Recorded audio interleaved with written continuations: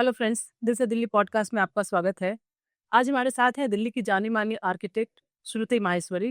Welcome Shruti. Thank you so much, Lakshmi, for having me over. Thank you so much. Our pleasure. वो कौन सा दिन था, मतलब जब हम्म आपने सोचा कि मुझे आर्किटेक्ट बनना है और आपकी पूरी जिंदगी बदल गई? Yes. So जब मैं बहुत छोटी थी, I think I was in class 6 or something. So हम लोग रांची से हैं. So my dad got our house design through an architect. बताओ, ये मैं बात कर रही हूँ 95, 94, something like that. इतने साल पहले ना लोग ज्यादा सुनते थे आर्किटेक्ट के बारे में. तब उन्होंने एक आर्किटेक्ट को हायर किया था घर बनवाने के लिए. फिर उसके 7-8 साल बाद एक इंटीरियर डिजाइनर भी आए. वो she was on board for interiors. So तब मैंने डिसाइड कर लिया था. See for me it was very lucky. I was very focused. By the time I reach class 9th I knew मुझे आर्किटेक्चर करना है. The only other passion I had was teaching. So with God's grace I do both now. आपने architect की पढ़ाई कहाँ से की? So मैंने किया school of planning and architecture ITO Delhi से. So it's a 5 year degree programme. So पूरे 5 साल अच्छे से घिस घिस के उन्होंने बनाया आर्किटेक्ट को. ये आर्किटेक्ट जो है, ये फील्ड इतना ज्यादा पॉपुलर हो गया है। उस टाइम में बहुत अपर मिडिल क्लास या हायर क्लास में ये सब चीजें होती थी और नॉर्मल लोग भी ऐसे घर का इंटीरियर के लिए हायर नहीं करते थे आर्किटेक्ट। Yes. लोग खुद ही डिजाइन कर थे, इतनी समझ होती। तो उस टाइम पे आपको अपनी कंपनी स्टैब्लिश करने में बड़ा टाइम लगा होगा। यस, बिकॉज सी लोगों को लगता है कि हम तो घर बना रहे हैं, पहली बार बना रहे हैं, once in a lifetime बनाएंगे, तो बहुत सारे इमोशंस आ जाते हैं. तो हम ही जाएंगे सब काम करने के लिए, हम पत्थर सिलेक्ट करेंगे, ये करेंगे, वो करेंगे. बट होता क्या है ना, जब तक प्रोजेक्ट एंड होता है ना, लोग थक जाते हैं. शुरू में तो बड़े जोश में शुरू करते हैं. Bye the time it finishes पस्त हो जाते हैं, क्योंकि उनका जॉब नहीं है ना. तो आज की डेट में अब देखो, मेकअप आर्टिस्ट भी हमने हायर की ना, बिकॉज उनको पता है उनका क्या काम है. उसी तरह एक आर्किटेक्ट को अपना काम करते रहने देना चाहिए. परफेक्शन होता है उसके यस यस, जो प्रोफेशनल है उनको अपना काम पता है भाई. उन्होंने पढ़ाई की है, ट्रेनिंग की है, तो उन्हें करने दो अपना काम. So I think every space today needs a designer. It's not only बड़ी कोठी, बड़ा शोरूम, बड़ा ये. मैं तो कहती हूँ सारे जगहों को एक डिजाइनर की जरूरत है. तो आपके करियर में इतने इतने सालों में कोई एक फनी मोमेंट आया होगा कि घर को लेकर लोगों की बड़ी अलग अलग एक्सपेक्टेशन होगी? हाँ, बहुत सारे आए थे हमारे पास. कई बारी तो रातों रात we had to change the design. एक तो फैमिली के ना अलग अलग डिमांड्स होते हैं. बेटा कुछ कहेगा, बहू कुछ कहेगी, सास कुछ कहेगा, ससुर कुछ कहेंगे. सबके अलग अलग डिमांड्स होते हैं. थैंक्स टू व्हाट्सएप आजकल हम ग्रुप बना लेते हैं, तो कम्युनिकेशन ईजी हो जाता है हमारा. वरना तो एक दिन एक जना आता था मीटिंग में. Earlier these things were not there. WhatsApp and all wasn't there. So एक दिन the father used to come for the meeting, next day बेटा आके चेंज कर देता था plan. So now things have become easier. So ये सब चीजें अब इतनी कॉम्प्लिकेटेड नहीं रही हैं एक्चुअली. जो आपने पहला प्रोजेक्ट किया, उसमें एक्साइटमेंट था, खुद को प्रूफ करने का प्रेशर था, किस तरह की फीलिंग थी? सब कुछ एक्साइटमेंट तो इतना था कि पूछो मत. दिन रात दिमाग में वो डिजाइन चलता था. जितना आंख खोल के डिजाइन नहीं होता था, आंख बंद करके हो रहा होता था. इतना एक्साइटमेंट था पहले प्रोजेक्ट का, क्योंकि लाइफ में सपना ही ये देखा है. तो जब वो सपना रियलिटी में बदलता है, तो कैसे नहीं दिल में कुछ कुछ होता है. वही वाली फीलिंग थी. तो पहला प्रोजेक्ट आपका कहाँ का था, दिल्ली का या बाहर का? हाँ, नोएडा का ही था पहला project that we had done. And पहले 2 प्रोजेक्ट थे. My dad was my first client. Okay. तो रांची में भी साइमल्टेनियसली प्रोजेक्ट चल रहा था. And that's are tough clients. हाँ, बट वही है कि उनकी सिखाई हुई चीजें आपको पूरे टाइम पर बहुत सारी मेमोरीज रखती हैं, बहुत सारी ट्रेनिंग मिलती है. सो ये दोनों प्रोजेक्ट्स ही बहुत मेमोरेबल थे. तो ये आप अपना घर डिजाइन कर रही थी? नहीं, so we were designing that's hotel in Ranchi. Okay okay yeah okay. या तो जब आप किसी का घर डिजाइन करती है, हाँ. तो पहला किस चीज को दिमाग में लेके आप डिजाइन करती है? जैसे रॉ, जैसे मेकअप आर्टिस्ट है, एक चेहरा आ जाता है भाई, अब आपको तो उसमें आपको तो बहुत सारा कल्चर, उन लोग का टेस्ट, बहुत सब आपको देखना पड़ता Yes. होगा। तो सबसे पहले ना हम क्लाइंट से लक्ष्मी पूछते हैं, आपका विश लिस्ट क्या है. हर एक क्लाइंट आता है ना, उसके पास बहुत सारे दिमाग में आइडियाज होते हैं. सो हम उसी की विश लिस्ट पहले मांगते हैं. देखो, अपना थोपने से अच्छा है कि वो जो चाहता है उसका निकल के आना चाहिए. सो रेजिडेंस हो, चाहे कमर्शियल हो, चाहे कोई भी जगह हो, सबसे पहले हम क्लाइंट को बोलते हैं, आपने क्या क्या सपने देखे हैं, आप हमें बता दो. फिर हम उसको नेक्स्ट कैरी फॉरवर्ड करते हैं वहां से. That is our starting point with the client. तो जो इंटीरियर होता है ये कल्चर, फैमिली बैकग्राउंड, प्रोफेशन को भी के हिसाब से भी आप लोग डिजाइन करते हैं? बिल्कुल बिल्कुल. सो हमारा रोल ही ये है, पता है, जो हम प्रोजेक्ट करते हैं हम उसी में ढल जाते हैं. अब कोई अगर पेट ग्रूमिंग स्टोर खोल रहा है तो हमें पूरा स्टडी ऐसे करना पड़ता है, ऐसा लगता है कि हम ही वो काम कर रहे हैं. अब एक्सपोर्ट हाउस किसी ने करवाया था तो हमें इतना स्टडी करना पड़ता है. So every role we have to fit in. इतनी फ्लेक्सिबिलिटी रखनी पड़ती है आपको कि आप स्टडी करो तभी तो वो निकल कर आएगा. Dry fruit store, mattress showroom. Imagine when we had done, we spent 6 months only doing their study. किस तरीके के मैट्रेस होते हैं, अभी डिस्प्ले भी कैसे करो ना मैट्रेस जैसी चीज. तो फिर पूरा 6 महीने R&D करके फिर हम लेकर आए थे कॉन्सेप्ट उनके लिए. So that is the thing, that's the fun of it. हर बार एक नया प्रोजेक्ट होता है from scratch. It's a blank sheet and then we start filling up our ideas. Architecture में आने के बाद सबसे बड़ी सीख कौन सी थी जिसने आपकी कुछ सोच बदल दी? See, we have to understand our client. The best thing is अगर आपने client को समझ लिया ना, then your journey is easy. हमारा लॉक इन पीरियड बहुत लंबा होता है. कई बारी साल, कई बारी 1.5 साल हो जाता है. सो उसमें आपको बहुत माइन्यूटली देखना पड़ता है कि उनकी डिमांड्स क्या क्या है. वीव हैड प्रोजेक्ट्स जिसमें बीच में the lady was expecting a baby.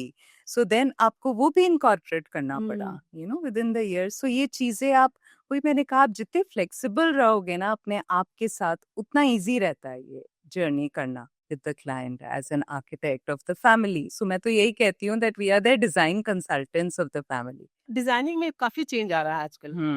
खुद को अपडेट करने के लिए क्या करते हैं आप लोग? So regular visits to the exhibitions, हमारी खुद की ट्रेनिंग्स, हमारे खुद के learning.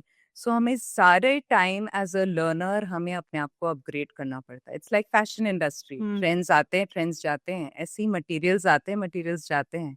So regular visits to a lot of showrooms, पढ़ते रहो, रिसर्च करते रहो. उससे हाँ, the whole team is busy with that. आजकल इम्पोर्टेड फर्नीचर का बड़ा क्रेज बढ़ गया है.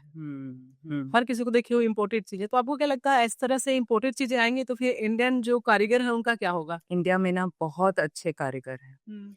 इम्पोर्टेड ठीक है, प्राइस ठीक है, मिल जाता है सस्ते में, ठीक है, एक लॉट में सामान आ जाए, all that is fine. But India has very very good कारीगर. अगर आपको पता है सही कारीगर क्या है ना, तो we must promote India all the time. क्यों ना हम करें ना. हमारे पास ईस्ट में, कलकत्ते में इतने अच्छे कारीगर हैं जो इतना अच्छा काम करते हैं. Even in Delhi NCR we have very very good people who are doing such good तो वर्क. ये बाहर का जो कारीगर है उनको ये लोग इंडिया में ज्यादा उस तरह के इम्पोर्टेड फर्नीचर का इतना क्रेज क्यों बढ़ गया है? I think price, that is the main part. Price? हाँ, बहुत ज्यादा. और फिर ट्रेंड भी है ना. हम तो दिल्ली में रहते हैं, हमें पता है ट्रेंड है. ओ, ये हमने बाहर से मंगाया, वो एक होता ही है ना. जैसे एजुकेशन नहीं, हम बाहर से पढ़ के आए, चाहे पता नहीं बाहर के किस कॉलेज से पढ़ के आए, बट बाहर से पढ़ के आए का ठप्पा. बस वही बात है. घरों में भी, ओ हमारे ना ये लाइट्स पता है यहाँ से आई है, ये फर्नीचर पता है यहाँ से है. बस वही ट्रेंड. दिल्ली एनसीआर में डिजाइन करते समय सबसे बड़ा चैलेंज क्या होता है?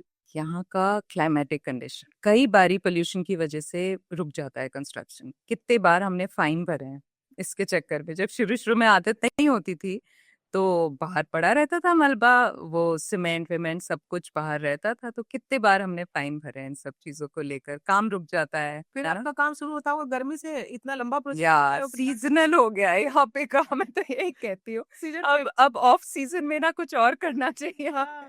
सो सीजनल है दिल्ली एनसीआर का काम because of the harsh climatic condition. जो आपका काम है ये भी, इसका भी सीजन होता है? वेल होता है. जनरली लोग मुहूर्त के हिसाब से बैक कैलकुलेट करके काम कराते हैं. सो 2 हॉट सीजन होते हैं. एक तो ये अक्टूबर वाला जो नवरात्रे होता है, उसमें लोग बहुत मुहूर्त लेते हैं. और एक अप्रैल वाला होता है. सो ये दोनों टाइम में लोग बहुत काम कराते हैं. समर्स में जनरली काम थोड़ा स्लो रहता है. और आजकल तो लोग बहुत वेकेशन में चले जाते हैं. तो समर्स में उतना नहीं होता. आते ही फिर चालू हो जाते हैं, है ना, ताकि नवरात्रों तक देन इट्स रेडी. तो एक साथ 4-5 प्रोजेक्ट हैंडल कर लेते हो आप? Yeah we keep a good balance. Execution तो सिंस हम डिजाइन और एग्जीक्यूट दोनों करते हैं, तो हमारी दोनों टीम का हम अच्छा सा बैलेंस रखते हैं कि ऑफिस में डिजाइन टीम भी बिजी हो और साइट में एग्जीक्यूशन टीम भी बिजी हो, दोनों. और आपके कौन कौन से स्टेट में काम चल रहा है अभी आपका? सो अभी तो हमारा रांची में चलता ही रहता है, दिल्ली एनसीआर में चलता रहता है. Then we take up a lot of designing projects in Mumbai and other cities wherever it comes from. So designing में हमें कभी चैलेंज नहीं आता. किस सिटी में काम करने में ज्यादा मजा आता है? ऑनेस्टली मैं बोलूंगी तो मुझे रांची में काम करने में बहुत मजा आता है. यार रांची जो सिंसेरिटी है, जो dedication, I mean what to do. रहते यहाँ पर है. रांची रहते यहाँ पर है, बट वो है ना एक मेमोरी, एक रूट्स, एक जो है. और वहाँ की लेबर भी ना Lakshmi, I can't tell you, मतलब कोई जवाब नहीं है. तब पेशेंटली काम करते. वहाँ की जो लकड़ी है वो एकदम प्योर लकड़ी वहाँ मिलती है, जो आप लोग टीक और जिसको सागवान कहते हैं वहाँ, हाँ, क्योंकि झारखंड है हाँ. इसलिए. नहीं तो बाकी जगह तो मुझे लगता है कि ज्यादातर लोग इम्पोर्टेड या लकड़ी. ट्रीट नहीं होती ढंग से, इनफैक्ट मैं तो देखती हूँ आम की लकड़ी के फर्नीचर बन रहे हैं. या मैंने कहा आम की लकड़ी तो हवन में हवन में यूज होती, बट हवन में आजकल आम की लकड़ी नहीं मिल रही है. क्योंकि लोग फर्नीचर बनाने लगे. अभी मैं कीर्ति नगर गई थी तो मैंने देखा था अभी फर्नीचर. मैंने कौन सी लकड़ी यूज कर रहे हो? तो बोला जी आम की लकड़ी. मैं कि आम की लकड़ी? आम की लकड़ी को तो कमजोर माना जाता है. हाँ, हाँ, कुछ भी आजकल लोग किसी से भी कुछ भी बनाने लग गए हैं यहाँ पे. और दिल्ली में तो इतना मार्केट वास्ट है कि आपको पता भी नहीं चलेगा. नहीं जो वर्किंग क्लास है, जो काम कराता है, उसे पता ही नहीं कि अंदर क्या जा रहा है, तो क्या नहीं पेंट जा कर दिया रहा है. सब खत्म. हाँ, सब खत्म. सो अब वो इतना रह नहीं गया क्वालिटी का. बहुत कम लोग हैं जो अब इतने पर्टिकुलर रहते हैं. कभी कोई ऐसा प्रोजेक्ट रहा कि जहाँ मतलब रातों रात सारा पूरा प्लान चेंज करना पड़ा आपको? बिल्कुल, एक नहीं, दो दो. सो दोनों एक्सपोर्ट हाउसेस थे. तो रातों रात, हाँ, अब क्लाइंट आते हैं और वॉक इन करते हैं साइट पे और सडनली रियलाइज करते हैं कि भैया उनका तो कमरा छोटा है. सडनली ऐसे ऐसे होते हैं, what to do. And labour side पे लगी हुई है, पूरा एग्जीक्यूशन टीम रेडी है, टाइमलाइंस बहुत टाइट है एज यूजुअल. तो यार रातों रात वो पूरा अराउंड 10,000 स्क्वायर फीट का फ्लोर एरिया दोबारा से बनाना पड़ गया. We had to do it. Oh, so ये सब चैलेंजेस आते हैं, बट ठीक है, it's a part and parcel of life. इस प्रोफेशन में कभी ऐसा तो नहीं लगता कि फीमेल होने का कभी लगता है कि नहीं ज्यादा प्रेशर महसूस कर रही हूँ, इस तरह का होता है? देखो, जो हमने आर्किटेक्चर किया था ना Lakshmi, in our batch there were 80 students. उसमें से लगभग 20 या 25 ही लड़कियां थी. सो वो डिफरेंस तो हमने तब से देखा था जब से हम घुसे थे. And architecture being a 5 year course, तो लड़कियां कम ही आती थी. तो तब से जब हमने जर्नी शुरू की थी, सोच लिया था कि इस फील्ड में स्ट्रगल तो होना ही होना है. और तब से लेकर अब तक में तो बहुत चेंज आ गया. Now it is more inclusive, people accept you as an अब काफी आर्किटेक्ट. है इंटीरियर यस, में, काफी लड़कियां हैं. काफी हैं.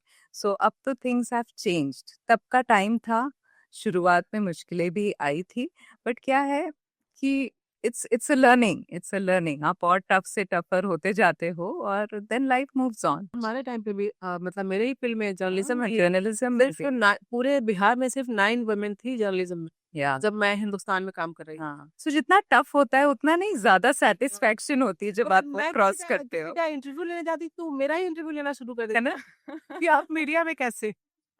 But now when we cross all those roads, we feel stronger, ना. We feel कि wow, we did it. और हमने काफी चीज चेंज होते देखा. Correct, correct. हम लोग वो जनरेशन है जो चीजों को चेंज होते हुए देखा. हाँ, हाँ. So we've seen so much technology हमारे सामने आई है, सारी की सारी. तो अब कितना कुछ काम बैठे बैठे सब कुछ तो आया, बोर्ड, कंप्यूटर, मेल, या everything, and now AI. AI, Gen Z generation. Yeah, now we are dealing with a whole new lot. एक प्रोजेक्ट मैनेजर के लिए सबसे स्ट्रेसफुल मोमेंट क्या होता है? Deadlines, handover time.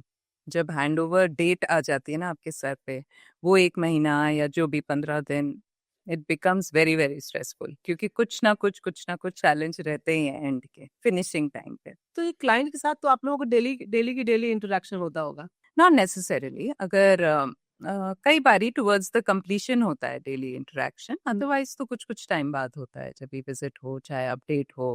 बट हाँ, ग्रुप्स बन जाते हैं, उसमें रेगुलर डेली अपडेट्स चले जाते हैं, सो क्लाइंट को पता होता है क्या चल रहा है. जैसे पहले आपने क्लाइंट के साथ डिस्कस कर लिया कि इस तरह से आपका काम होगा, ये बजट होगा, तो कुछ ऐसे इम्पॉसिबल डिमांड भी कर देते हैं उसी बजट में. आजकल तो क्लाइंट्स क्या करते हैं ना, एक लाइब्रेरी लेकर आते हैं पिंटरेस्ट से निकाल के, मुझे ये चाहिए, वो चाहिए, वो चाहिए. कम से कम 50-60 इमेज वो खुद ही लेकर आते हैं. वही अपने आप में सबसे बड़ा चैलेंज हो जाता है कि मुझे ये सारा कुछ आप बना के दे दो. अच्छा.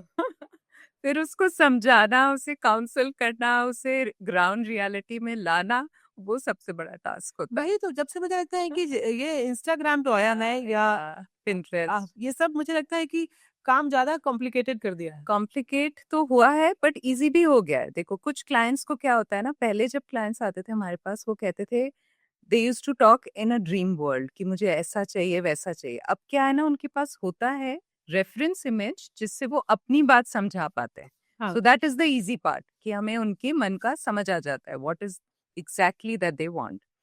But the difficult part is this कि उनके पास इतना सारा होता है कि वो खिचड़ी बनाने की कोशिश करते हैं।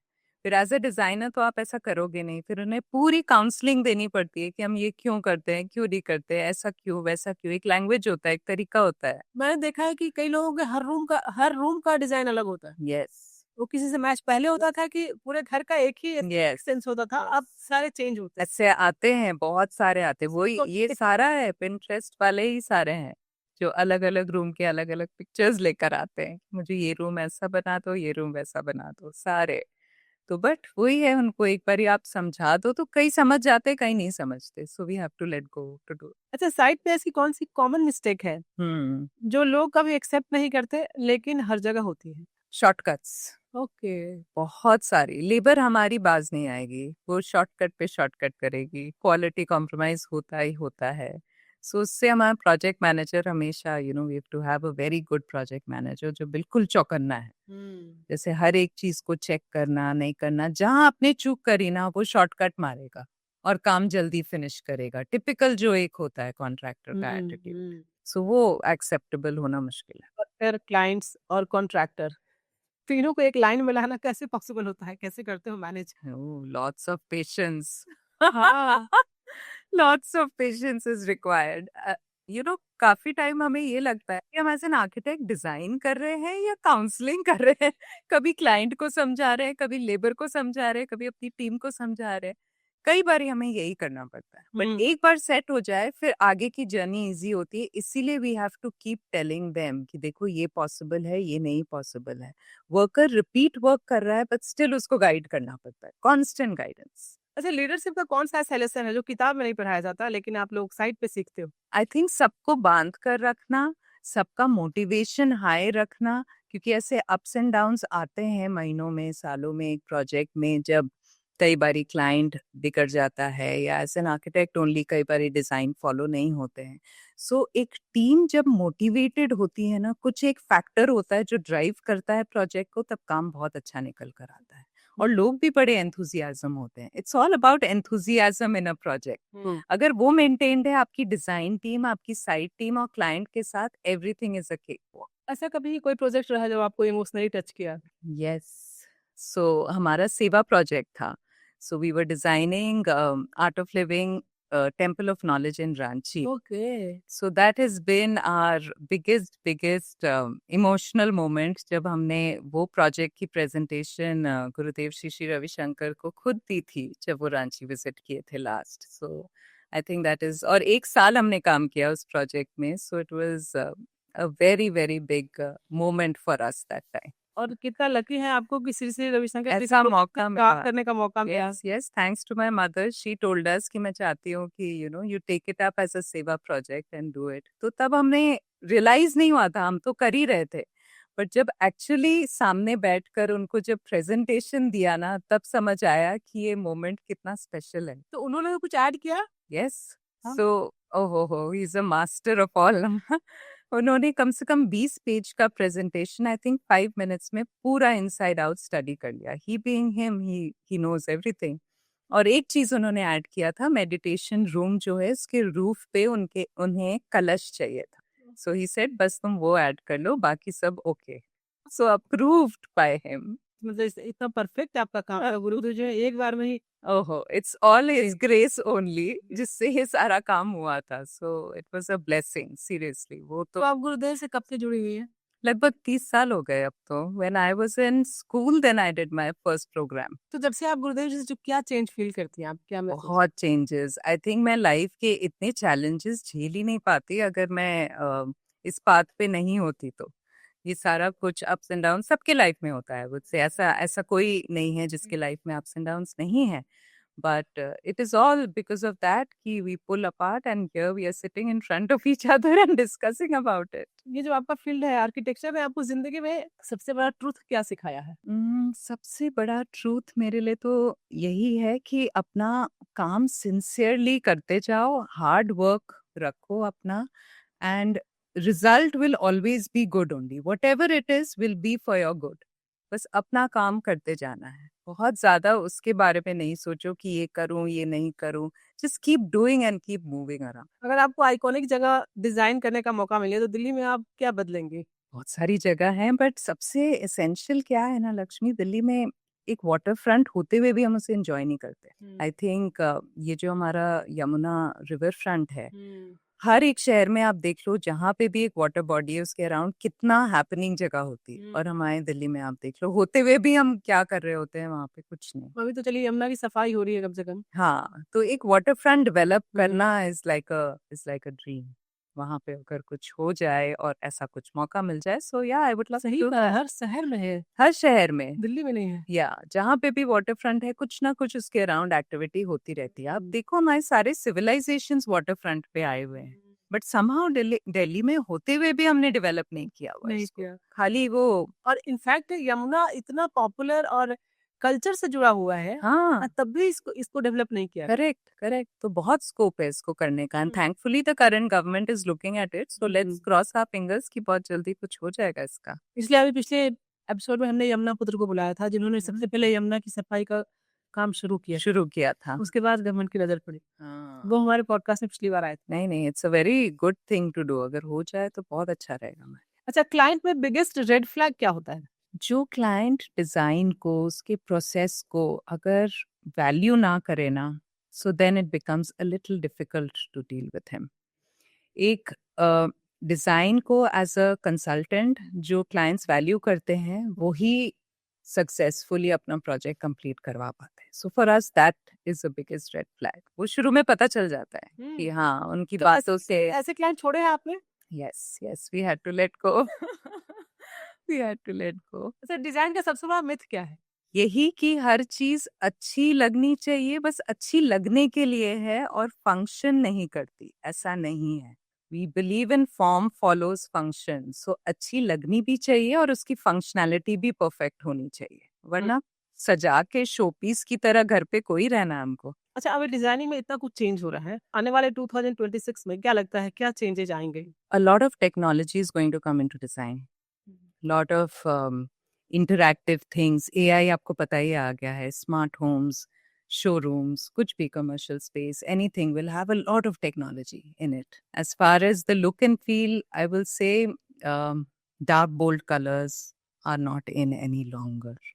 People want very neutral, very light color tones now. वो सब changes अब हम लोग को दिख रहे हैं. But the main thing is to make smart buildings. That is the trending. आजकल जो बिल्डिंग्स आ रहे हैं, जो ऑफिसेज बन रहे हैं यहाँ से लेके गुड़गांव तक, बड़े ही अलग अलग डिजाइन. एक जो फॉर्मेट होता था वो नहीं, कोई कहीं से टेढ़ा है, कहीं से मतलब अनयूजुअल टाइप के हैं. तो ये जो ट्रेंड है, ये स्ट्रक्चर मजबूत होते हैं या ऐसे ही फैंसी के लिए है? नहीं, स्ट्रक्चर मजबूत होते हैं फॉर श्योर. हर एक को अपनी बिल्डिंग अलग दिखानी होती है, even for a designer and even for an architect, even for a client, कि मुझे अपनी बिल्डिंग इनसे बाजू वाले से अलग दिखनी चाहिए. तो उसके लिए टेढ़ा मेढ़ा इधर उधर सब जने लोग करते रहते. वो कुछ डिजाइन का कुछ नाम है या ऐसे ही स्ट्रक्चर है वो, मतलब? हाँ, I think everything these days destructive designs. और क्या है एनीथिंग. हाँ, वो बिल्डिंग एकदम ऐसे मैंने आगे Yeah, तरफ झुकी है, कोई पीछे की तरफ झुकी है, ऐसे लगेगा आपको कि पता नहीं भूकंप पीड़ित है ये. Right right. लेकिन वो नहीं नहीं, स्ट्रक्चर है. सब कुछ, everything and anything happening today is good as long as it is suiting your function. That's what I say. हम तो स्ट्रेस फंक्शन में ही करते हैं. If it's working for you, it's good. खाली शोपीस की तरह मत लगा के रख दो उसको, है ना. ये ना हो कि आपने क्लाइमेट का ध्यान नहीं दिया, सस्टेनेबिलिटी फैक्टर को इग्नोर कर दिया, एनवायरनमेंट इग्नोर कर दिया, जो फसाड का ग्लास है वो साउथ फेसिंग कर दिया जहाँ आपको पता है कि हीट लोड बढ़ जाएगा, फिर एयर कंडीशनिंग लोड बढ़ जाएगा. ये सब हमें अवॉइड करना चाहिए. रेस्ट आई थिंक कुछ भी करें. तो आप भी वास्तु में बिलीव करती है? हम बहुत ज्यादा वास्तु में स्ट्रेस नहीं करते. In case the clients want it, so okay, we refer them to a vastu consultant, but we ourselves do not give any vastu advices too much. अच्छा, आजकल लोग बजट फ्रेंडली कोई भी काम डिमांड करते नहीं, बजट फ्रेंडली हो, तो फिर आप कैसे बजट को बिना बढ़ाए प्रीमियम कैसे बनाते हैं प्रोजेक्ट को? So with the kind of material that are available these days in the market, so 500 रुपए से लेकर 5000 स्क्वायर फीट तक के सब मटेरियल आजकल अवेलेबल है. इतना मार्केट बढ़िया हो गया है कि you can easily accommodate your budget and the looks of the project. So there is absolutely no challenge. अच्छा, रिनोवेशन में भी लोग कुछ गलतियाँ करते हैं? रिनोवेशन वाला भी काम चलता है आप हाँ, so we do renovation works also. Hmm. So कई होते हैं एक्चुअली रेनोवेशन वाले. नए वाले तो ऑफ कोर्स कोई कुछ बनता है, बट रेनोवेशन के तो बहुत होते हैं, स्पेशली कमर्शियल प्रोजेक्ट्स में. हर एक की अपनी लाइफ स्पैन होती है कमर्शियल प्रोजेक्ट की, उसे रेनोवेशन की जरूरत है. तो we take up a lot of renovation projects. अच्छा, आजकल जो अपार्टमेंट कल्चर है, लोग अपार्टमेंट में रहते हैं क्योंकि ज़मीन तो है नहीं दिल्ली में। तो आप पे बड़ा प्रेशर रहता होगा कि भाई छोटा घर है, इसको बड़ा दिखाइए। तो उसके लिए क्या करते हैं? बस वही तो है design. Through our skills, through our designing techniques, that is what as designers we have to put in our expertise, ताकि वो घर बड़ा भी दिखे, कंफर्टेबल भी हो, सब कुछ हो, सारे डिमांड्स को केटर करे. That is our role. अच्छा, आजकल आर्किटेक्ट को लेकर लोगों में ना बड़ी गलतफ़हमी है कि बड़े एक्सपेंसिव होते हैं। तो ऐसे में लोग हायर करने से बचते हैं, फिर इधर-उधर इंस्टाग्राम पे ढूँढते हैं कि भई कुछ सस्ता-सा मिल जाए। तो ये थोड़ा इस पे ये बात कीजिए कि इसके लिए क्या सॉल्यूशन है? एक्चुअली रियलिटी में बिल्कुल इसका उल्टा है. हुँ। अगर आपके पास एक अच्छा आर्किटेक्ट ऑन बोर्ड है, वो आपको 1000 तरीके बता देगा आपका कॉस्ट कंट्रोल करने के लिए. हुँ। मुझे याद है हम एक प्रोजेक्ट कर रहे थे, अगेन एन एक्सपोर्ट हाउस. तो विथ आर एक्सपर्टीज हमने उनके कई लाखों रुपए बचाए थे, रीयूज करके एग्जिस्टिंग फर्नीचर को थोड़ा मॉडिफाई करके. कार में अगर प्लस्तर बहुत अच्छे से हुआ है तो थोड़ा टेक्निकल मैं बताती हूँ कि आप पनिंग का कॉस्ट टोटली अवॉइड कर सकते हो और सीधा पीओपी कर सकते हो. तो these are things only an a professional architect would know. So ये बिल्कुल इट्स अगेन अ मिथ. ऐसा नहीं है. अगर आर्किटेक्ट ऑन बोर्ड है तो project cost is well under control. और एक अच्छे आर्किटेक्ट की पहचान कैसे करें? क्योंकि आजकल तो इंस्टाग्राम पे भीड़ लगी हुई है। हर दूसरा आदमी ये कहता है जी मैं आर्किटेक्ट भी हूँ, इंटीरियर डिज़ाइनर भी हूँ और रियल एस्टेट कंसल्टेंट भी हूँ। यस. तो कैसे पहचान करें? क्योंकि लोग कन्फ्यूज़ हो जाते हैं, फिर वो सोशल मीडिया पे ढूँढना शुरू करते हैं। या थोड़ा हमें चौकन्ना रहना चाहिए, बिकॉज आजकल लोग 6-6 महीने के डिप्लोमा कोर्सेज करके भी अपने आप को इंटीरियर डिजाइनर्स कह रहे हैं. आजकल कॉन्ट्रैक्टर्स भी अपने आप को इंटीरियर डिजाइनर्स कहते हैं. तो we have to be careful. एक क्वालिफाइड आर्किटेक्ट, थोड़ा सा आप उससे बातचीत करोगे तो आपको समझ आ जाएगा. थोड़ा तो पता करो कि वो एक क्वालिफिकेशन कैरी भी करता है कि नहीं एज एन आर्किटेक्ट. तो आप उसे ही हायर करोगे. I think that means the client has to be a little more aware of whom he is hiring. ऐसे ही आंख बंद करके नहीं करना चाहिए. फिर आपको धक्का लगेगा और फिर आप सोचोगे नहीं, आर्किटेक्ट्स का ऐसा नहीं है. अच्छा, ये आर्किटेक्ट और इंटीरियर डिज़ाइनर को लेकर लोगों में बड़ा कन्फ्यूज़न होता है। दोनों दोनों को एक ही चीज़ समझते हैं हम्म. या लोगों को नहीं समझ में आता कि अच्छा आर्किटेक्ट है तो यही हमारा इंटीरियर भी कर देगा। तो थोड़ा इसको बताइए क्या डिफ़रेंस है दोनों में? हाँ, so normally architects will carry your project till the plastering stage और फिर interiors on board आ जाते हैं. But like we would call ourselves as architects and interior designers because हमारा forte interior designing है. हमने specialization उस पे की है and we have taken this forward. And qualified as an architect, we are also an architectural firm. So that is the main difference. Interior designer हर एक square inch वाला detail देखेगा. एक architect will see a broader perspective. That's the only difference. But दोनों चाहिए और दोनों एक में मिल जाए तो ये बजट फ्रेंडली हो जाएगा। बजट फ्रेंडली हो जाएगा. आजकल दुबई को लेके लोगों में ज़्यादा क्रेज़ है। तो बहुत. दिल्ली वर्सेस दुबई किसका डिज़ाइन फ्यूचर ज़्यादा ब्राइट है? दुबई का अगर हम बात करते हैं तो क्लाइमेट पॉइंट ऑफ व्यू से, सस्टेनेबिलिटी पॉइंट ऑफ व्यू से, प्रोफेशनल एस्पेक्ट, ये सब दुबई में बहुत बढ़िया है. मतलब काम बहुत बढ़िया से हो सकता है. But culture point of view से अगर हम बात करते हैं सो इंडिया है. दुबई में आप कल्चरली क्या दिखाओगे? It's such a cosmopolitan place. Those things you can showcase in India. So depending upon किसका क्या प्रेफरेंस है, इंडिया वर्सेस दुबई. इंडिया का फ्यूचर बहुत ब्राइट है, दुबई तो खैर दुबई है ही. नहीं, लेकिन दुबई में तो बहुत एक्सपेंसिव भी हो जाएगा ना? हाँ, एक्सपेंसिव होगा. India will be budget friendly, but Dubai में और बड़े सारे एडवांटेजेस हैं. इसलिए vocal for local. Yes, for sure. Always. भाई मोदी जी ने कहा है कि सिर्फ for local. Always always always. Architects के बारे में सबसे बड़ा झूठ क्या है? यही कि आर्किटेक्ट्स बहुत महंगे होते हैं. आर्किटेक्ट आ गया, अब तो मेरा बजट पता नहीं कहाँ से कहाँ जाने वाला है। मेरे पास इतने पैसे नहीं है कि मैं आर्किटेक्ट अफोर्ड कर सकूं। ये सेंटेंस हम बहुत सुनते थे, मेरे हाँ पास इतने पैसे नहीं है, मैं आर्किटेक्ट अफोर्ड नहीं कर सकती। तो लोग खुद ही आर्किटेक्ट बन जाते हैं। हाँ। इंस्टाग्राम पे दिखने वाले इंटीरियर सच में परफेक्ट होते हैं या सिर्फ कैमरा का मैजिक है? कैमरा मैजिक है, जस्ट ब्लैंक पिक्चर्स होते हैं, कई बार मानो रियलिटी भी होती है, बट आप ऐसे कॉपी पेस्ट नहीं कर पाते ना। वो नहीं। कहाँ का शूटिंग किया है क्या नहीं है, हर चीज हर जगह फिट नहीं हो सकती है, जो हो रही है आजकल, बट होती नहीं है। इंस्टाग्राम जो है वो इंटीरियर डिजाइन का काम आसान किया है या कॉम्प्लिकेटेड बना दिया है? दोनों। हम्म। हाँ दोनों, because like I said, client को अगर कुछ समझाना हो तो उसके पास एक रेफरेंस है जो वो हमें दिखा के समझा सकता है। हाँ बट अगर क्लाइंट खुद कंफ्यूज्ड हो तो वो हर एक कोशिश करेगा आर्किटेक्ट को भी कंफ्यूज करने की अपने सारे लाइब्रेरी के साथ, कि मेरे पास 50 रेफरेंसेस है, आप ऐसा बना दो। सो दोनों हमारे लिए तो हाँ, कई बार बहुत मुश्किल हो जाती है। आज रियल डिजाइन स्किल ज्यादा चलती है या इंस्टाग्राम का aesthetics? Always real design skill, what is real, what is authentic will always remain real and authentic, और जिसको पहचान है ना वो पहचान भी लेते हैं। So always and always real design skill. काफी हैक दिखाते हैं, इंटीरियर हैक। तो ये क्या काम करता है या ये सिर्फ ड्रामा है? शोशा है, शोबिस। ये कर लो, ऐसे कर लो, वैसे कर लो। हाँ, this is something we should avoid. जब क्लाइंट आपको कहता है कि ये हमने इंस्टाग्राम पर देखा है, सेम ऐसा ही बना दो, तो फिर क्या फील होता है? बस तब हम यही सोच रहे होते हैं कि गुड बाय सेंटेंस में क्या बोले। कोशिश तो खैर करते हैं ऑन अ सीरियस नोट कि हम थोड़ा समझा पाए तो वेल इनफ, अदरवाइज उन लोग को लगता होगा डिजाइन तो हम लेके आ गए हैं, हाँ, मेरे पास अब आप इसे बना दो, इसको बना दो। और वो भी हमारे बजट में बना दो। हाँ। ये हमारा बजट है, ये हमारे डिजाइन है, आप बना दो। तो हमें लगता है भाई वो भी कारपेंटर बुलवा के आप बना दो उसको। Why do you need a designer for that? Interior design में ऐसी कौन सी चीज है जो इंस्टाग्राम में नहीं दिखाता? The hard work behind each and every design, एक कॉन्सेप्ट कैसे निकल कर आया है, वो सब इंस्टा में नहीं दिखता। कैसे दिखेगा? That is what is the real soul of a design, that speaks.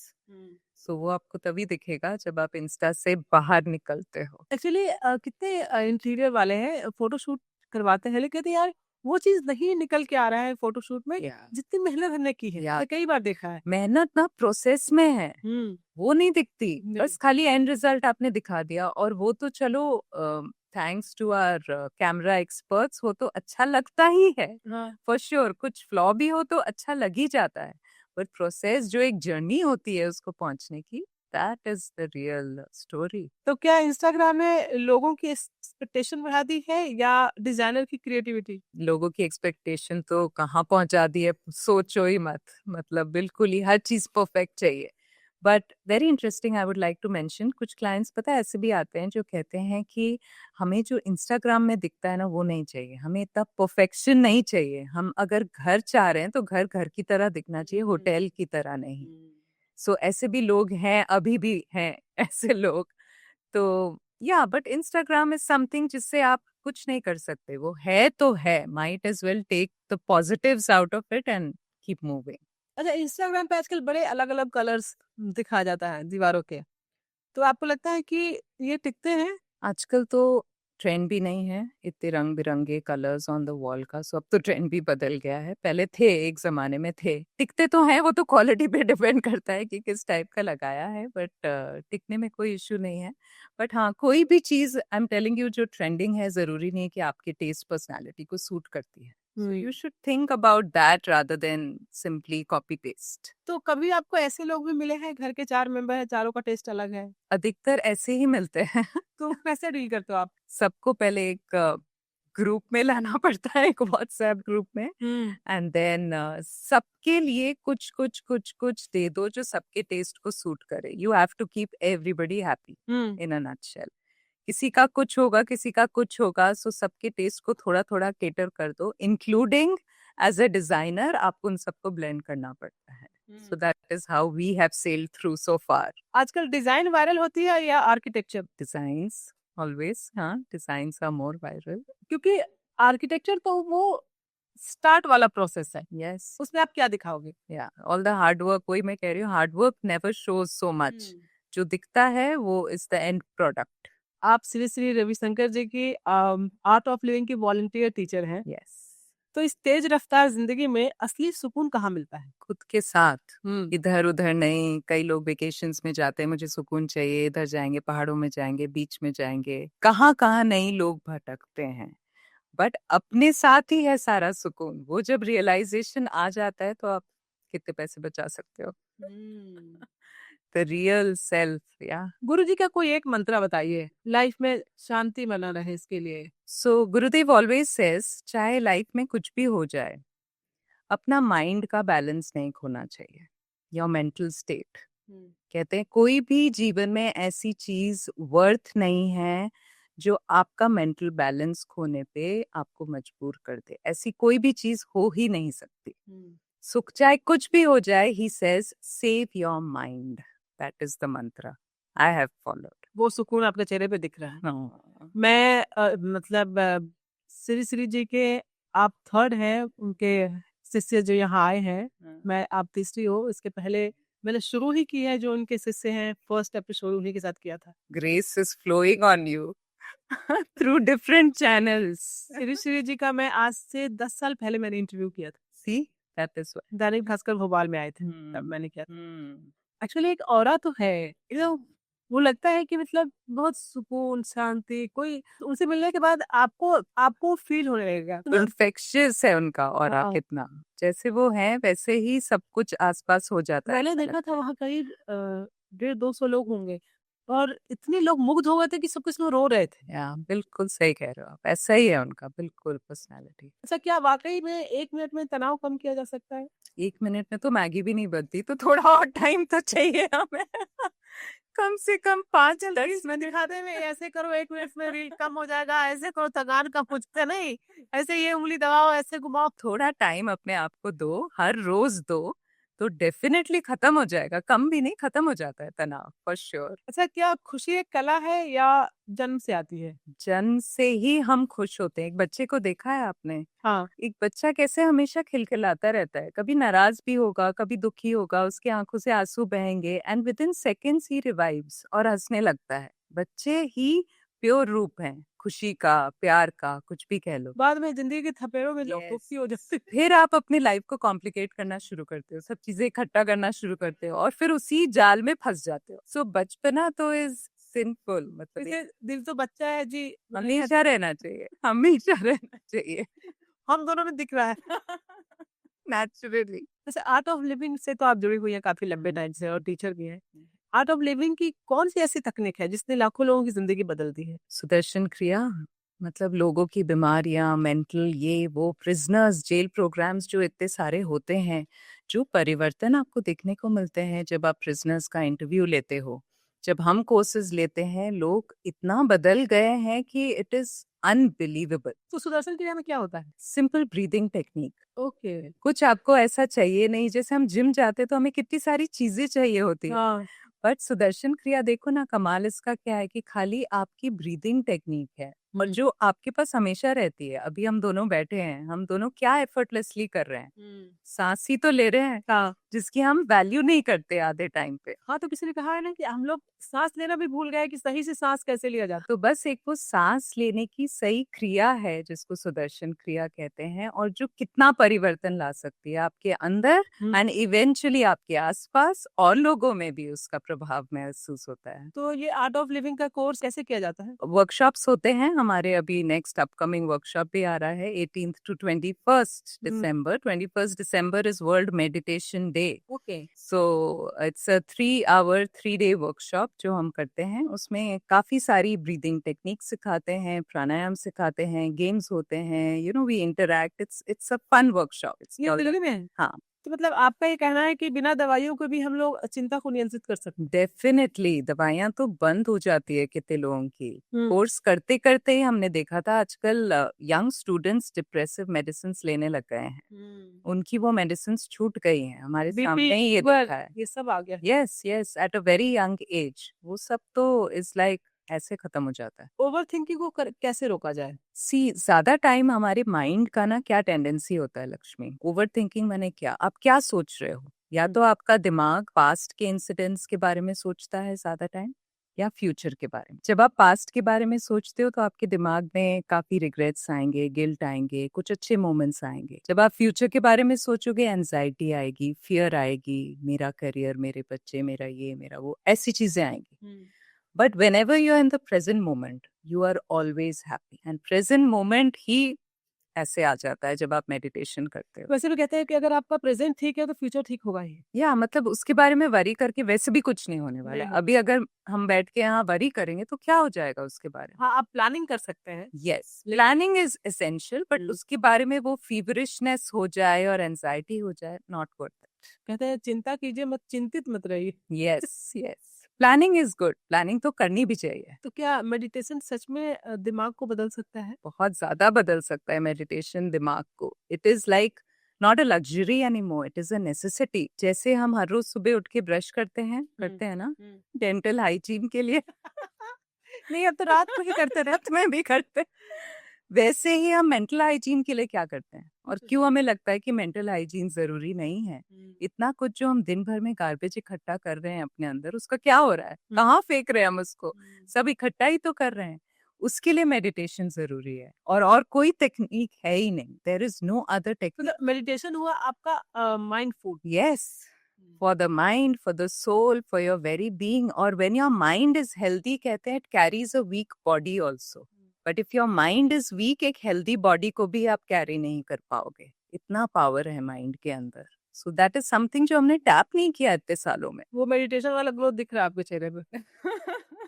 वो सुकून, वो शांति, ये सब दिख रहा है। श्री श्री रविशंकर जी की ऐसी कौन सी चीजें हैं जो आपकी जिंदगी बदल दी? You know what he has said? Simple चीजें बोलते हैं वो।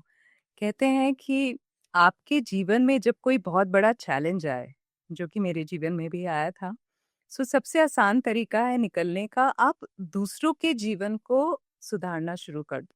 And that's how I became a teacher. I was Okay. at ground, at bottom zero of my life, and the only thing I could gauge was, and करती गई, और जब दूसरों के लिए आप कुछ करते हो ना, तो आपके जीवन में बहुत परिवर्तन आ जाता। आप अपने जोन से जब बाहर निकलते हो, एक बड़ा पिक्चर देखते हो। गुरुदेव हमेशा कहते हैं, see the world as a bigger picture. No wonder he is there in 180 countries across the world ना। करोड़ों, लाखों क्या, करोड़ों लोग कर रहे हैं सुदर्शन क्रिया को। कैसे? बिकॉज यही है, जब एक बड़ा पिक्चर देखते हो, अपनी जिंदगी की छोटी छोटी तकलीफें ना से आप ऐसे ही बाहर आ जाओ। That is the best way to come out of your little worries.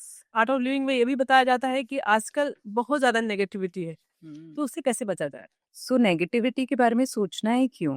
आप अपना ध्यान, मेडिटेशन इतना स्ट्रांग करो कि आप ही रेडिएट करो सारी पॉजिटिविटी। एंड वंस अगेन, कोई ऐसा बुरा इंसान तो होता ही नहीं है। Everybody is going through their own journey, जिसे हमें लगता है कि वो फंस गया है उधर। There is no bad people around. अच्छा, मुझे आर्ट ऑफ लिविंग से रिलेटेड या अपने प्रोफेशन से रिलेटेड कोई एक इंटरेस्टिंग स्टोरीज बताइए। सो आर्ट ऑफ लिविंग की तो मैं कई बारी अपने प्रोग्राम्स में भी शेयर करती हूँ story. So I was going to the airport one day, तो अपना गाड़ी में जा रहे थे, suddenly one biker started moving towards the car, और हमें पता था ये हमारी गाड़ी से टकराया और उड़ते हुए गाड़ी के बिल्कुल आगे, and he started bleeding from the head. तो हम आमतौर पे क्या करते, पैनिक करते, कॉल करते and this was on the DND. तो आपको पता है कितनी भीड़ इकट्ठी हो गई, सारी सब जने, और जब आप गाड़ी में हो और आपने बाइकर को धक्का दिया है, तो आप समझ सकते हो कि वो मैटर कहाँ से कहाँ पहुंच जाए। और मुझे जाना था airport, I had to take a flight, और ये सब हो गया उसके दौरान। तो अब हम क्या करें? तो इमीडिएटली ऐसे ही टाइम पे आपका मेडिटेशन काम करता है। So quickly I just prayed for the person, blessed him कि सब ठीक हो जाए। और जितने मैं ये सोच रही थी, तभी एक बंदा नॉक करता है मेरी खिड़की में और बोलता है कि मैडम, इंसानियत के तौर पे क्या आप इसे हॉस्पिटल छोड़ सकते हैं? अब आप बताओ कौन ऐसे बात करता है आज के डेट पे? लोग तो झगड़ना करने है ना ऐसे करने आ जाते हैं। बट मैंने कहा ऑब्वियसली मैं छोड़ूंगी, इसमें कौन सी वो बात हो गई। सो उसको हमने गाड़ी में रखा, उसके दुपट्टा बांधा, उसके साथ उसका साथी था, he also sat in the car, और मूलचंद आता है रास्ते में, तो हम मूलचंद गए। बंदा बेहोश था, उसे कोई होश नहीं था, कुछ नहीं था। तो मन ही मन आप खूब सारी उसके लिए प्रे ही कर सकते हो कि भाई जान बच जाए बंदे। और आप यकीन नहीं मानोगे, जब तक हम मूलचंद गए ना, वो बंदा चलते हुए अस्पताल के अंदर गया। He was walking on his two, bleeding सब स्टॉप, चलता हुआ वो अंदर गया था। एंड डॉक्टर्स ने हमसे कोई सवाल नहीं पूछा, कहाँ मिला क्या नहीं। मुझे लगा पुलिस केस बनेगा, पेपर साइन करने पड़ेंगे, फ्लाइट तो गई सो गई, ये सब हो जाएगा। And then to move on, अब मेरे ड्राइवर भैया पूछते हैं कि अब तो फ्लाइट मिस हो गई, अब तो चले वापस। मैंने कहा चलो ट्राई मारते हैं। सो T3 जैसे टर्मिनल में from the entrance to the gate it only took me half an hour. There was no line anywhere from check in till the gate. कोई सिक्योरिटी में लाइन नहीं, कोई कुछ नहीं। तो कहते हैं ना, miracles become your everyday life in this path. So आपको पता है क्या चल रहा है, आपको पता है ग्रेस इज वर्किंग, आपको पता है हु इज वर्किंग, सब कुछ आपको पता है। ऐसे लाइफ मूव होती है। ऐसे कई सारे एपिसोड्स हैं और सबके लाइफ में, हम सारे जो फॉलोअर्स हैं ना, everybody will have these miracles to share, जिसमें आपको ना वो वाओ मोमेंट आता है आपके लाइफ में, अरे ये कैसे हो गया, ऐसा वाला मोमेंट। तो कहीं ना कहीं गुरुजी की ब्लेसिंग तो है ही साथ। यस यस आपके साथ हमेशा बिल्कुल, because as teachers we are only a channel. हम अपना तो कुछ नहीं पढ़ाते, we are only channelizing his teachings to the people, क्योंकि वो पर्सनली हर जगह नहीं रह सकते, उन्होंने टीचर्स के थ्रू अपने नॉलेज के ब्रेड किया है। यस। अच्छा, एक लाइन अगर डिफाइन करना हो तो श्रुति माहेश्वरी कैसे एक्सप्लेन करेंगे? बोलने का तो बहुत मन कर रहा है कि रेयर, लिमिटेड एडिशन, विंटेज अब ऐसे बनते नहीं है। ये वाला साचा टूट गया। हाँ, I would call myself as a passionate, sincere, hardworking and teacher होते हुए भी I will always remain a lifelong student, I feel। मतलब I will always be a learner। तो दोस्तों, ये थी हमारी दिल को छू लेने वाली मुलाकात श्रुति माहेश्वरी जी के साथ। ऐसे ही अगले एपिसोड में कुछ नए मेहमान के साथ हम फिर मिलेंगे।